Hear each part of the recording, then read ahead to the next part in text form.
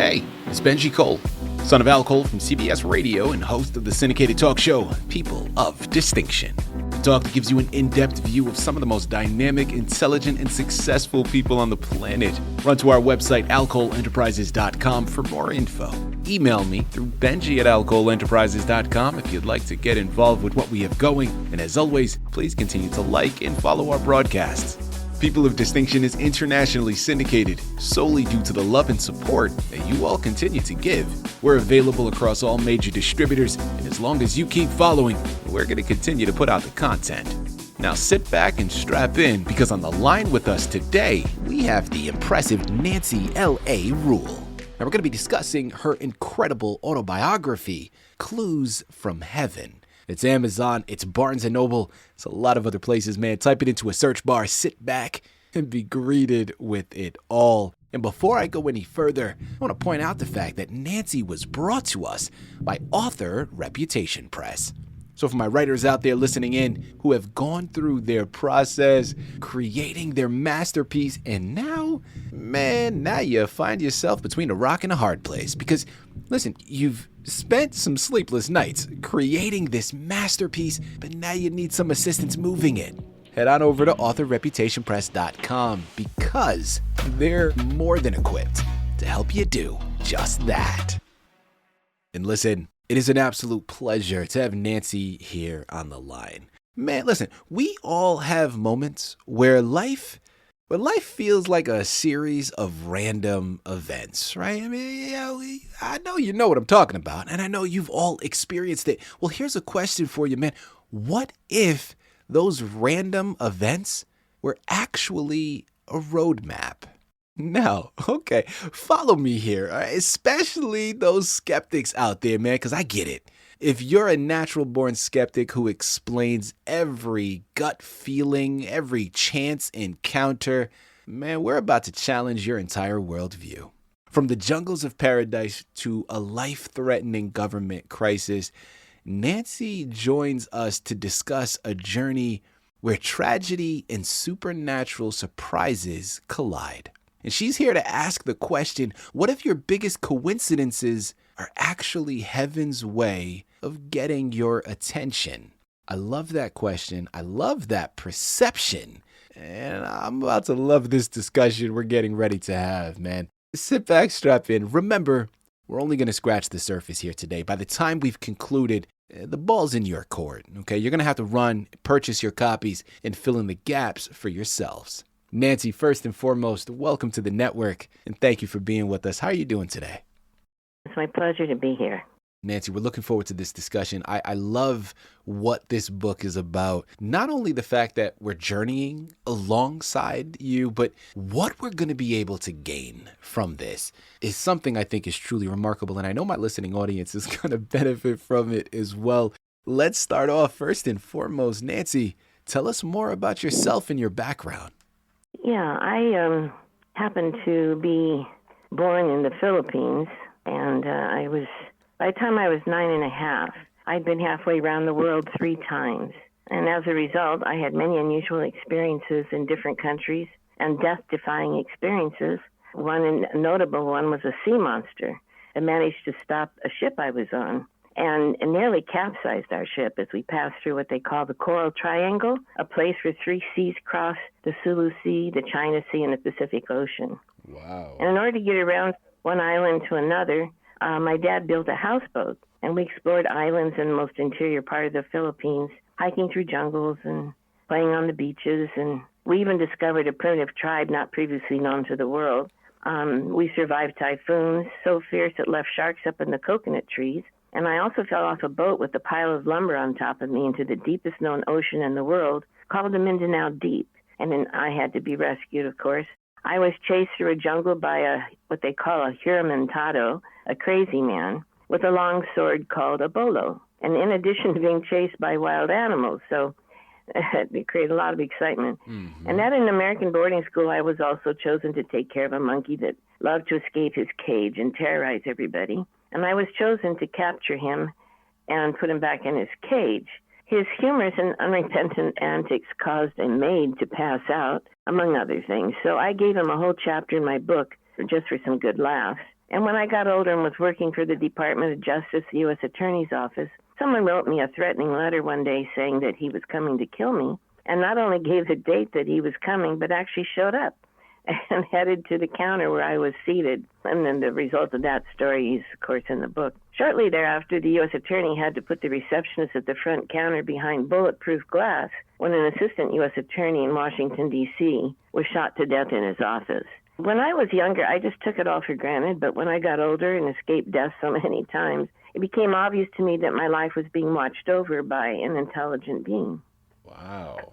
All right. Well, listen, I mean, what a way to start an interview. Nancy, I'm curious. Let's talk about inspiration for a second and really going to cover the full gamut of it. What inspired, first and foremost, you to not only write the book, but what inspired you to share it with the world? Good question. Well, in 1977, I was home recuperating from surgery when I experienced something really strange. I heard my voice crying out, "Jesus, Jesus, save me from the evil to come," in 1981. The sound died out like echoes in the valley. My mouth wasn't moving, but I heard it loud and clear. So I wondered what my spirit knew that my conscious mind didn't. And when I asked our minister about it, he said he didn't think it would be a worldwide cataclysm to occur, but rather something that would happen to me personally. And of course, I didn't want to hear that, but I was just going to have to wait 4 years to find out. Yeah. Well, in 1981, we were given an opportunity to adopt a newborn child that we named Benjamin, and it was love at first sight.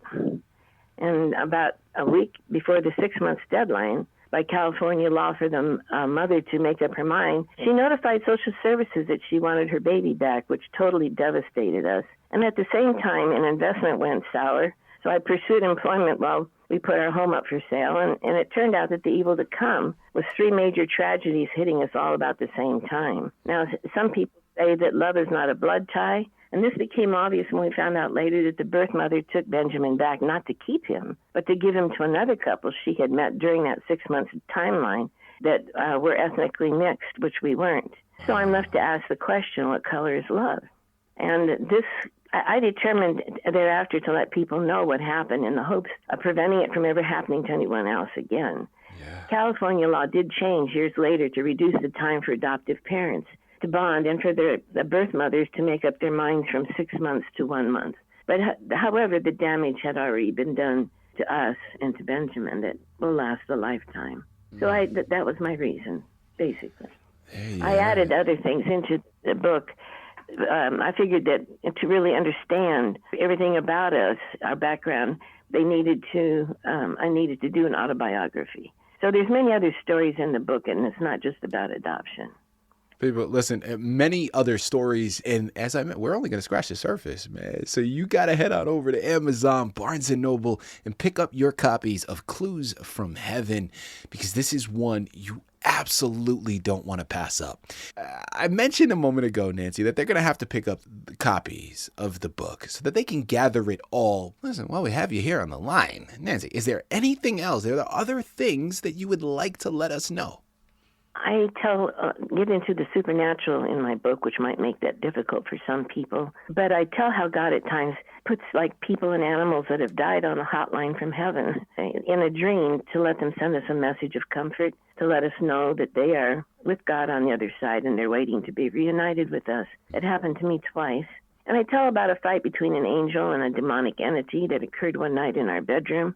I tell about seeing a ghost while working for the U.S. Navy that imitated the appearance of the commander's secretary when she wasn't there. And I tell a story about this one's really interesting. It's about a yak-back toy from Toys R Us that amazingly told our son in a fun way prerequisites the God factor wanted him to know about his gift and calling to rule over others. And the answer was, he found it was in his birth name when spoken in reverse. That's what the yak-back toy does. It yaks back to you. And then there's also a story in the book about my husband's 40-foot fall from a mango tree right in front of me that resulted through supernatural means in us meeting again many years later on the other side of the world, resulting in us getting married, other incredible and supernatural experiences.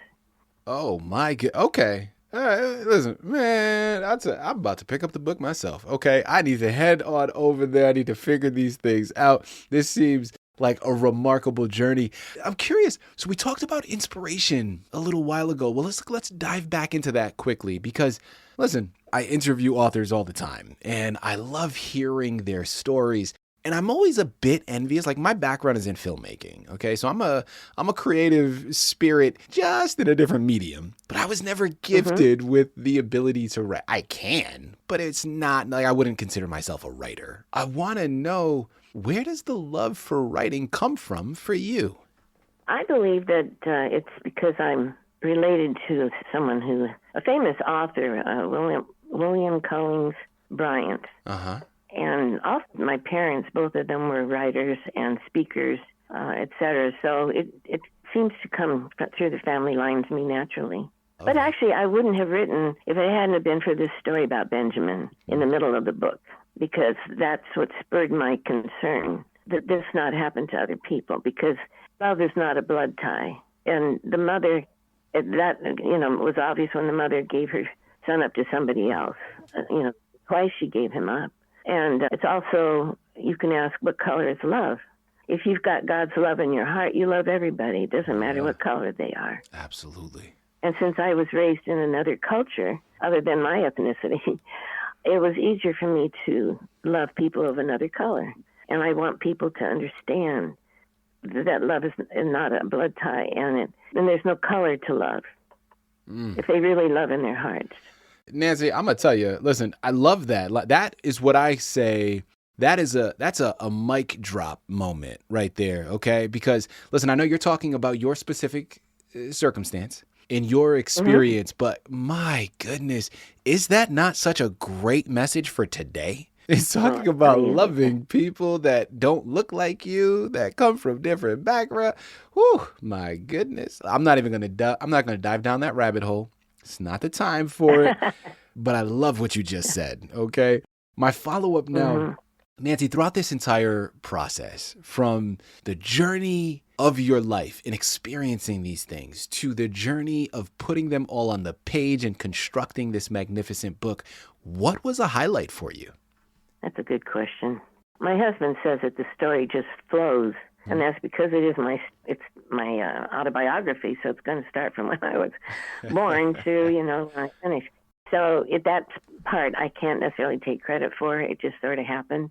But you had asked something about clues, and I wanted to address that. It happened that Dr. Michio Kaku, a theoretical physicist and co-founder of the highly regarded string field theory, who created a stir in the scientific community by saying he believes there's evidence that the universe was created by a higher intelligence and not by accident. He said, I've concluded that we are in a world made by rules created by an intelligence. And believe me, everything that we call chance today, like circumstance or coincidence, won't make sense anymore.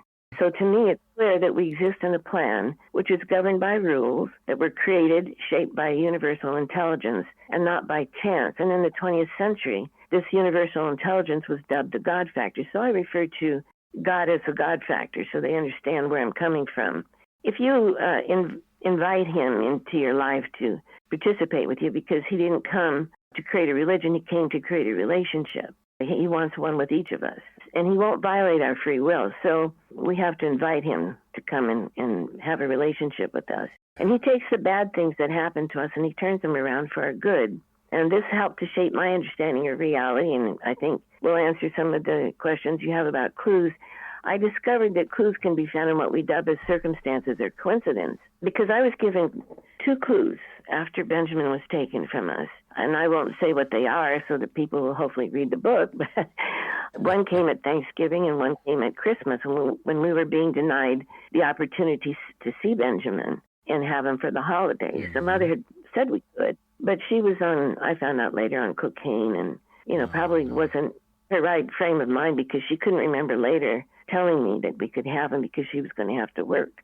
Devil's advocate doubted and outright denied that the clues that the God factor was giving us had any validity to them. And they kind of have this attitude that he's an out there somewhere entity and he's not personally involved in their lives. In a way, it's understandable, because the book of Isaiah says, truly you are a God who hides yourself. And that's because he wants us to be like him, to teach us to live by faith, the same way he created everything. And I was able to determine from those clues that the God factor had something coming for us in the future, because he gave us one at Thanksgiving that indicated that we had cause to give thanks and rejoice and count the days until Christmas when something wonderful was going to happen, and he didn't specify a year. And because we didn't know it was going to be another 5 years later, he had to give us other clues to keep us hanging in there, like a head mechanic foreman from the Federal Archives and Records Center told us God was going to give us the child that we desired. He didn't say when, and it wasn't until that was on June 2nd, 1984, and it was in June 3rd, 1986, that we were given a call to come and get a baby boy that had just been born, and he was so healthy they wanted us to come right away because they needed room for more babies that were being born, and they didn't have enough beds. And my husband, just 2 months prior to that, for some reason, we don't know why, but he decided to put on a little piece of paper some things he wanted God to do for his business, and he added that he wanted a little blonde-haired, blue-eyed baby boy.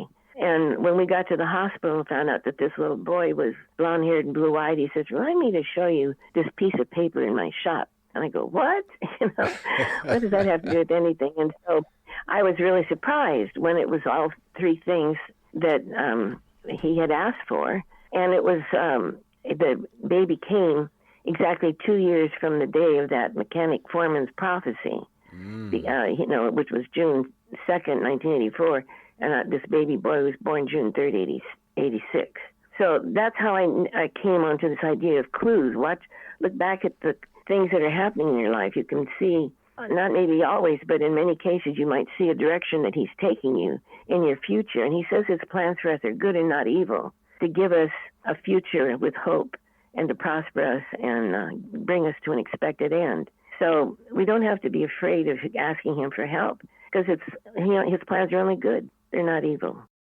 Thank you very much for sharing that, Nancy. And listen, my final question here for you as we close out, like, as a filmmaker myself, whenever I'm creating a piece of art, it goes much deeper for me than just creating art for entertainment's sake. Now, don't get me wrong. There's nothing wrong with that, right? But I generally like to view things from a lens of what can be pulled, what can be gleaned from this, and how can this potentially help mold or shape a particular perspective or message that I'm wanting to get across. And in that same vein, I want to close out with this next question. And I think it's a really interesting one to ask. As a writer, how do you think storytelling can reshape our understanding or even influence society? Well, I would hope, like in my case, it would give somebody hope that they're not alone in this life. I think a lot of people tend to give up too easily. They can't see him, they can't see the God factor, and they doubt that he even exists. And I had a GM14 engineer who came up to me one day, and he says to me, God is too immense to care about us.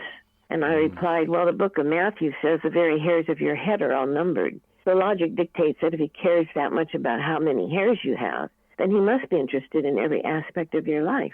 And he replied, you should be a nun. So it does help to know that there is someone who cares very much about you, and he wants good things for your life and not the evil. And so I would say in my case that was an important thing to want to get out to everyone. Yeah. You're not alone. There is someone who loves you so much that he's just, waiting for you to lean on him for help. He wants to help you. He wants to be with you and give you lessons to learn for eternal purposes. Nancy, wow. Listen, oh my goodness. People understand there is so much left. There's so much meat left on that bone. Like, we have barely scratched the surface, man. I'm going to tell you again, it's Amazon, it's Barnes & Noble. The book is entitled Clues from Heaven. You need to pick up your copies today.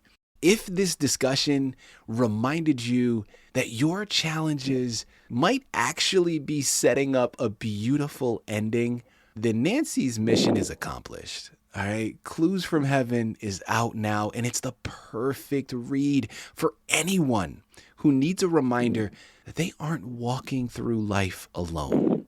trust us, man. Like, you're going to want to experience that heartwarming ending for yourself. And this book is just the precipice. This book is just one particular journey. What I love and what I know is going to happen is when you pick it up, you read it, you embark upon the journey alongside her, it's going to inspire you to view yours in a completely new light. But the only way you embark upon that journey, man, is by picking up your copies. So head on over, do just that today. You can thank us later, man. I'm going to look forward to the comments and see what people are saying, because I know that this is a good one. This is an absolute gift. Nancy, this was such a pleasure. It's such an honor to have you here on the network. I really do mean that. Thank you once again for being a guest on People of Distinction. Thank you. I appreciate so much the opportunity. And God bless you, Benji.